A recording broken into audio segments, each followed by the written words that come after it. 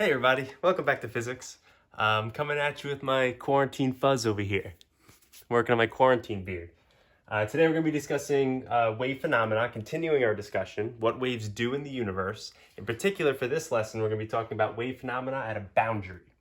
Now what does a boundary mean in this case? Boundaries are like walls or corners where a wave could interact with those things. It could also be a place where two different mediums meet. Something like the intersection between air and glass or air and water. That would be considered a wave boundary. And waves do some pretty interesting things at these boundaries that help us explain things in our universe like echoes and mirror images, things like that. So we'll be diving into those things for this lesson. First, let's just talk about all the different things that waves can do at these boundaries, and then we'll really dive in and discuss each one of these phenomena. So at a boundary, when a wave hits a boundary, a few different things can happen. The first thing that it could do is reflect. And the best way to think of reflect is bouncing. Waves can reflect off a boundary, just like we see a reflection in a mirror. That's the wave bouncing off the boundary of the mirror. And we're talking about all different types of waves here, not just light, but sound could reflect as well. Slinky waves could reflect off a boundary. I know these words look similar, reflect, refract, diffract. So it's important that we know the difference between each one of these words. So reflect is we're bouncing off a boundary. Refract means that they bend as they pass from one medium to another. There's that intersection between like air and water, air and glass. The wave will actually bend as it enters the new medium. Waves can also diffract. This is an example of when a wave hits like a corner or an opening like a slit. When the wave goes through these openings, they spread through the opening, or they spread around the corner. Waves can also be absorbed. This is why when you wear like a black shirt on a summer day, you're absorbing the energy from the light rays and heating up your shirt. White shirts are better because white shirts reflect the waves better than black shirts do. And finally, waves can also scatter. And scattering just means that the waves are sent in all different directions when it passes into another medium. This is the reason why the sky is blue. We'll talk about that soon. So again, all these different words sound similar. Just remember that reflect, it means bounce. Refract means we're bending as we pass from one medium to another. Diffract is spreading. Absorbing is quite literally absorbing the energy. Scattering is sent in different directions. So let's dive in and talk about each one. We're going to start with reflection first. Okay, so when a wave strikes a boundary, the first thing it could do is reflect off the boundary. It could bounce off the boundary. Some examples of reflection is echoes in a cave or in an open room. When you yell out and you can kind of hear the echo, echo, echo, that sound is bouncing off the walls and returning back to your ear. That's a reflection. Light bouncing off a mirror, creating an image, is also reflection. The waves are bouncing back to your eye to see the image. But even a slinky wave or a water wave, if I send one of these mechanical waves into a boundary, you could see the wave bounce off the end of the slinky back to where my hand is. Or for a water wave, we can see it bounce off the edge of our tub and head back in our direction. There's an important thing that we have to understand with reflection. First, let's talk about some of these vocabulary words, and then we'll talk about what direction these waves actually get reflected in. So if we have any type of wave heading into a boundary, we call that wave the incident wave. Incident is just the incoming wave. So the wave comes in, strikes the boundary, and then heads off. And when it bounces off, we call that wave the reflected wave. Now notice these angles here. We're going to be talking about these angles in just a second. Theta I and theta R. And we want to know the comparison between theta I and theta R. And we measure these angles relative to this imaginary line, this dotted line here, which we call the normal line. Remember that in forces, we called the normal force the force that was perpendicular to the surface. The normal line is the imaginary line that's perpendicular to our boundary. So what direction do these waves move in? When I send in a wave, can I predict which direction that wave is going to bounce for any type of wave? What's the comparison between theta I and theta R? You can play around with this. If you have a laser pointer or any kind of light source and you have a mirror, you could change the angle that you shine the light into the mirror and you could see how the wave is reflected. And you should be able to see or predict how these angles compared to the normal line are related. And that brings us to our law of reflection. Turns out that the incident angle, the angle coming in relative to the normal line, is the same as the reflected angle. Theta I is equal to theta R. This is on your reference table, page 5. And when it comes to waves in general, we always measure these angles relative to this imaginary normal line that's perpendicular to the surface. So we talked about waves, rays and fronts, right? The ray is the arrow that talks about which direction the wave is propagating in. And the front, we actually see where the points in phase are. We could say that these are all the crests of the wave. So as the wave wiggles in, strikes the surface, and bounces. Now let's say theta I is like 20 degrees. That's going to be equal to theta R, 20 degrees relative to the normal line bouncing off. If I increase theta I, let's say I make that angle 80 degrees, that means it's going to bounce off. Let me draw my TV again. We have a really high incident angle, then it's going to bounce off with a really high reflected angle. These two angles relative to the normal would be exactly the same. Okay. And something else that we need to discuss with reflection is what's the difference between a fixed boundary and a free boundary? The best way to describe these two different types of boundaries is if I had a slinky or a rope that was attached to the wall, what would happen to that reflected wave? Or if the boundary was free to move, what would happen with that reflected wave? Now notice here, when a wave reaches a fixed solid boundary, it actually becomes inverted upon reflection. You could test this out yourself. If you have any ropes or slinkies in your house, you could attach it to the wall in any particular way. You'll send the wave in, and you'll see that the incoming wave becomes inverted upon reflection.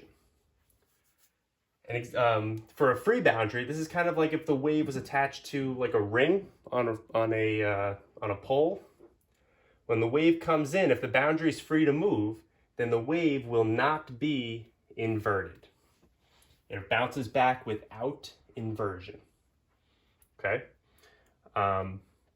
So we're talking about waves in general here. Light waves, sound waves, slinky waves, whether we're attached or not attached. But this is how reflection works when we have either a fixed boundary or a free boundary. All right. Hope you're feeling okay so far.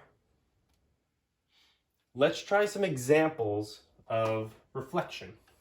These are questions that have been shown up on physics Regents exams in the past. Not that you really have to worry about that this year. All right, on the left, we see a diagram below shows a ray of monochromatic light incident on a boundary between air and glass. Something you might have noticed this year in general, there's a lot of words here that we haven't talked about yet. Monochromatic, we haven't really talked particularly about light. But we see that it's incident on a boundary between air and glass. This would be a wave boundary. Which ray best represents the path of the reflected light ray? Well, we know that light is a wave.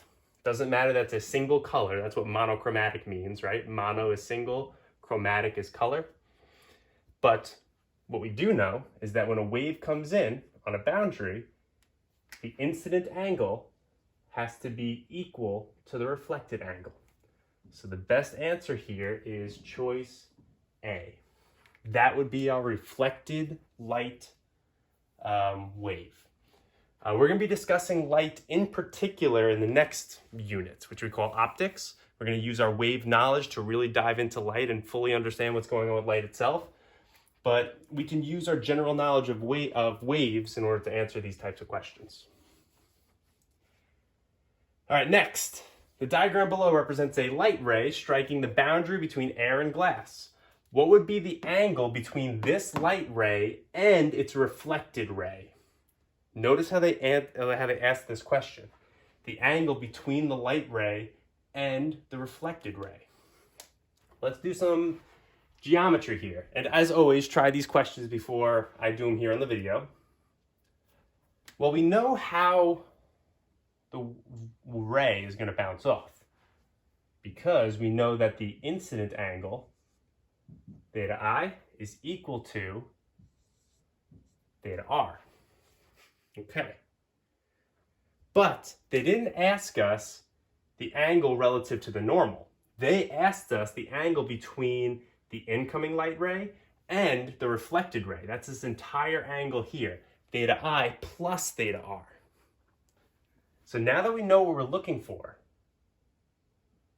let's see if we can figure it out. Well, we know the normal line is perpendicular to the surface. Perpendicular means it creates a 90-degree angle. If we know this is 30 degrees, we know this has to be 60 degrees. Now be careful. You might be thinking, oh, boom, 60 degrees, choice 2. That's not the answer because that's not what they were asking. They weren't asking compared to the normal line, because we also know that theta R is 60 degrees.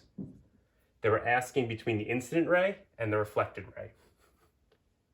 So that means this whole angle here has to be 60 plus 60, which is 120.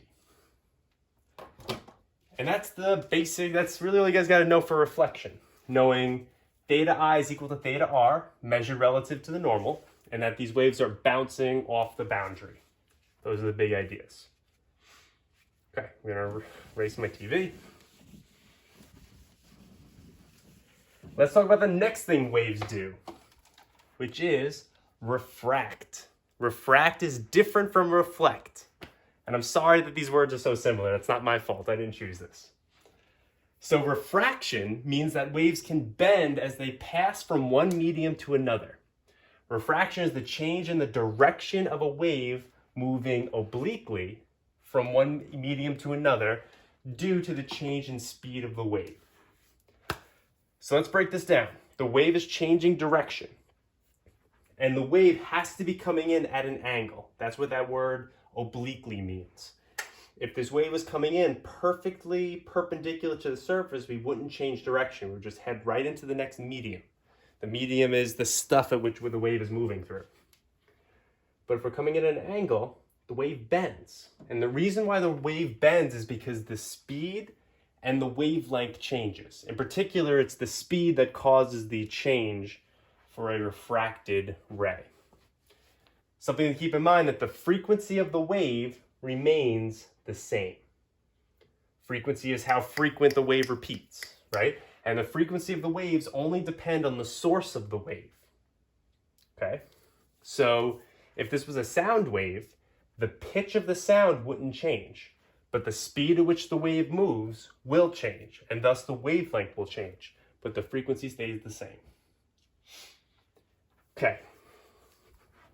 So we can see these two waves bending, but what's interesting here is this wave bends towards the normal line. Remember, the normal line is this imaginary dotted line here. This one bends towards the normal. This one bends away from the normal. Now, why is that? Well, it has to do with the mediums that we're moving into.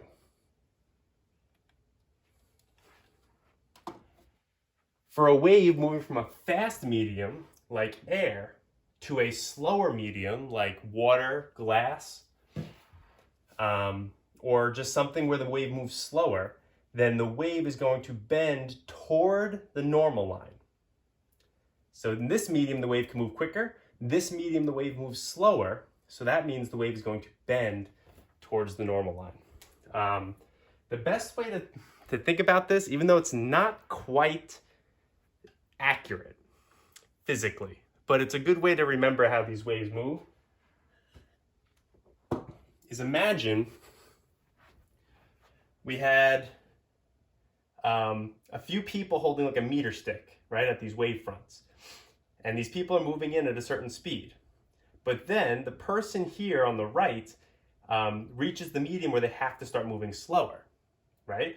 So if this person has to start moving slower, that means they start moving not as fast, and the person that's still in this upper medium moves quicker to turn and ending up in the other medium here. That doesn't, that's like a very oversimplified way to remember what's going on here. But we don't have quite the tools to explain why light bends this way, but it's a good rule of thumb to follow. Because this section of the wave ends up having to move slower, this section's still moving faster, so that's why it curves and bends towards the normal line. And by extension, if we have those people holding that meter stick, this person here can now move quicker. So now they start turning the direction of the wave, right? Now, if this person can move quicker, this person's still moving slower, which turns the wave and bends it away from the normal line. Okay? That's what we call like the soldier's marching analogy for refraction, if you want to look it up. And that'll be a good enough explanation here for refraction. But the big idea, going from fast to slow, we bend towards the normal line. Going from slow to fast, we bend away from the normal line. So what phenomena in our universe do we see refraction present? Well, if we have an ocean wave where the wave moves from an area where it can move quicker in a certain water with certain properties to where it has to move slower, we would see some refraction. But the best way to see some refraction is through light. Now, this is an example of spear fish hunting. I don't do this myself. This is how I catch my veggie burgers, actually.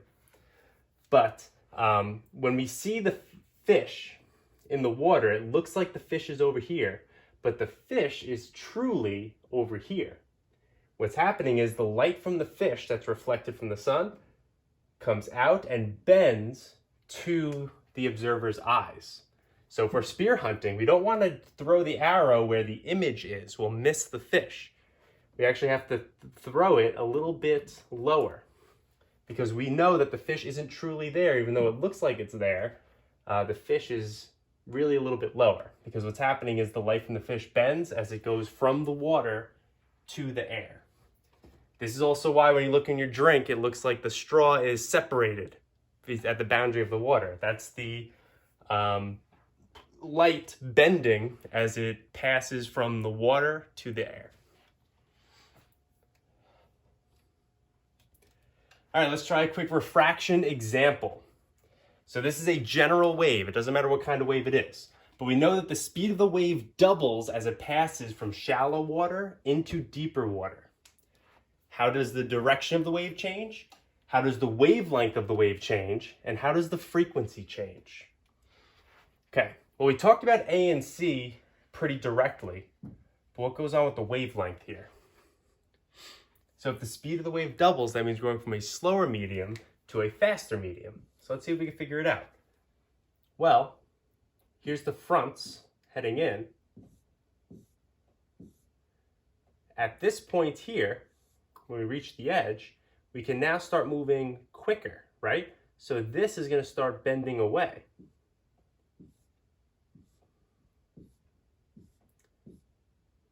And eventually, well, not really a great diagram, but we can see that the wave will start to bend away from the normal line, okay? Because now we can start moving faster, we bend away, and the correct answer is away from the normal line. Okay? But how does the wavelength change of this wave? Well, what relates speed, frequency, and wavelength of a wave? We learned this equation before.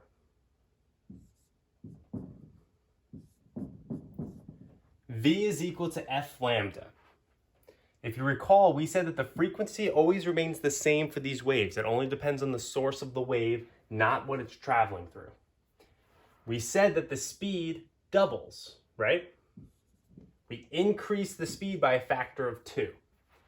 Now, the only way for that to happen, if the frequency can't change, it means we also have to double the wavelength, right? Because we need this equality to hold.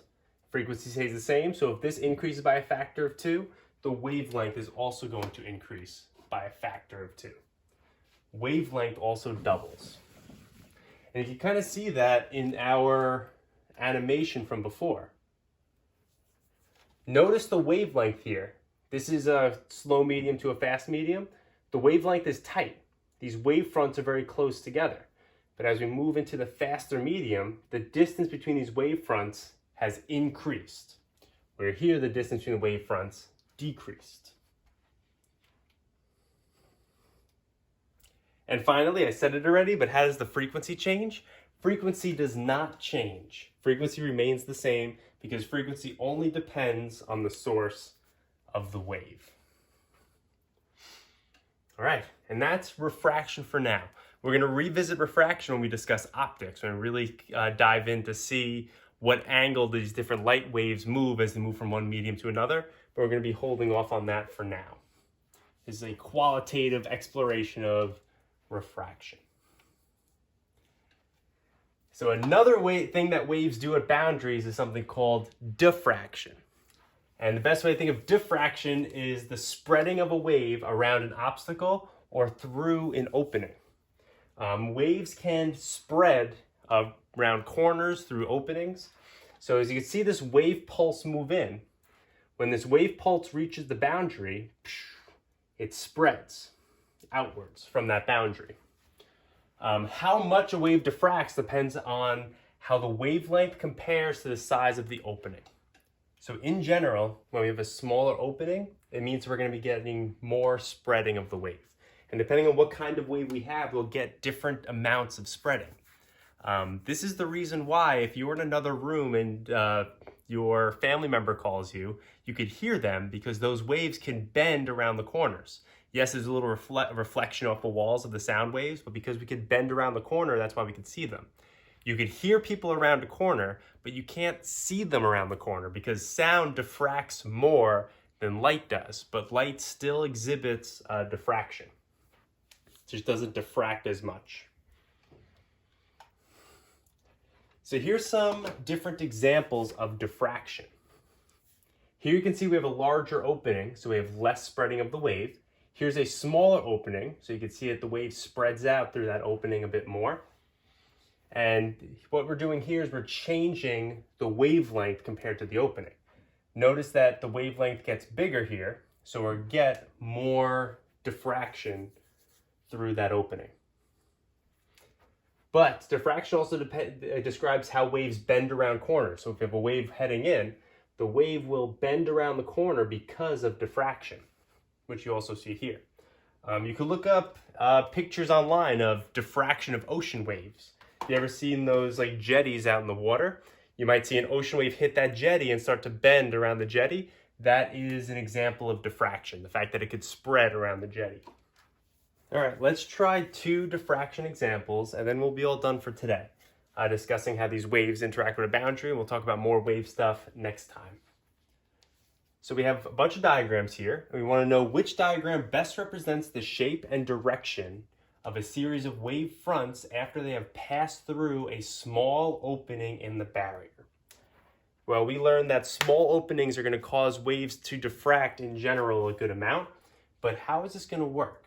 It looks like here they're not only giving us the wave fronts, but they're giving us the rays of the wave as well. Well, in all our diagrams, to the left of the boundary looks exactly the same, so we want to focus on is what's going on to the right of the boundary. Okay. Well, we know that waves spread out, right? That's the whole point of diffraction. So that immediately gets rid of 1 and 2 because these waves aren't spreading, they're congregating. But then we also look at 3. This looks better because it looks like the waves are spreading out, but take a close look at the rays here. The waves heading in, but it's telling us that the rays are pointed at the boundary. So that doesn't seem to make too much sense here. The best answer here is choice 4. The wave comes in, strikes the boundary, spreads, and then the directions of the wave rays spread as well. The wave fronts spread out, and the wave rays diverge. And finally, diffraction example number 2. So here we have a wave that's diffracted as it passes through an opening in a barrier. The amount of diffraction that the wave undergoes depends on what? Is it the amplitude and frequency of the wave, the wavelength and the speed of the wavelength and the size of the opening, or the amplitude and the size of the opening? Well, based on what we saw before, we saw that how much a wave diffracts depends on the comparison of the sizes between the wavelengths and the size of the opening. So by definition, the correct answer is choice 3. So like I said, these words sound very similar. Reflect, refract, diffract. Just be very careful what these words mean when we go past the surface there. Okay, so I hope everyone's doing well. That's waves at a boundary. Next time we're going to be talking about some more cool phenomena with waves, things like resonance and interference. And we'll talk about that next time. I'll see you guys in the next video. Explore what waves are doing I'm going to start over. A boundary for waves is any kind of obstacle that the wave